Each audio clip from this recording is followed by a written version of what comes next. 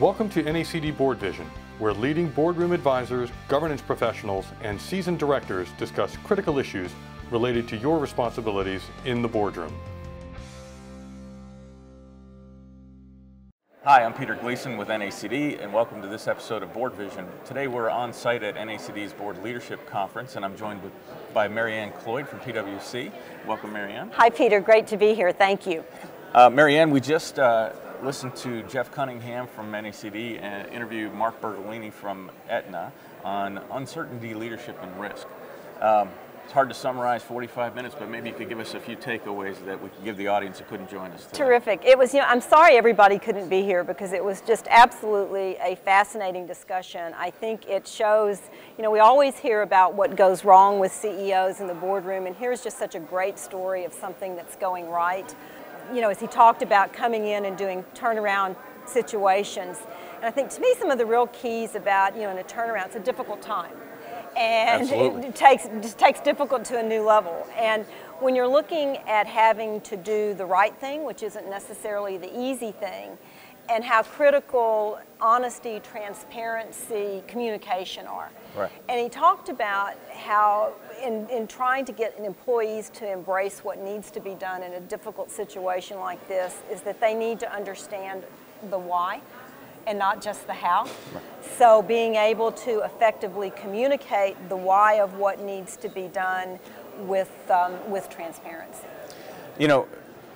We always talk about risk in every dialogue that we tend to have. Everything has risk associated. Mark's in an interesting position in that he's really, dependent on the environment that we're operating. He's got a lot of political pressures on him from the healthcare system. He talked a lot about how that's impacting his company, but he's also got the economy that's pushing against him.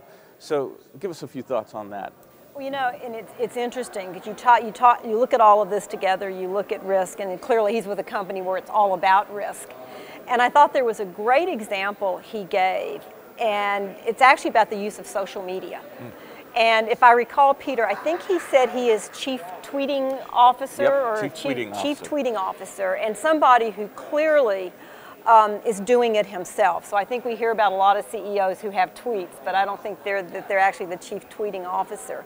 But what he's done is he's taken something that we hear so much about from directors and their concerns about social media and risk and what that means, and he's turned it into an opportunity. Right. And he has used it as a tool where he is directly connecting with their customers and using that to change the way the company does its business. And I think that is just a fascinating lesson. Right, and we talked about transparency, we talked about communication, and he's really looking in all different directions. He's talking about the transparency and the communication with the board, with his own management team, and even with the customers and the stakeholders within the Aetna system. So it was just a fascinating discussion. It really was, and I think, one other point that he made, because, since we are here with all the directors about the boards and connecting with the boards, is, again, going back to communication, and that's real communication, getting to know someone.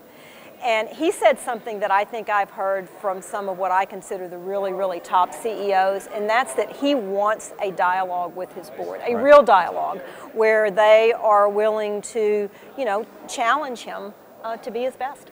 It's real hard to sum up the 45 minutes that you didn't see. Thank you, Mary Ann, for really being concise in this, and we're going to come back to you with several more episodes covering the key issues at the conference, and look forward to talking to you again. Great to be here again. Thank you. Thank you.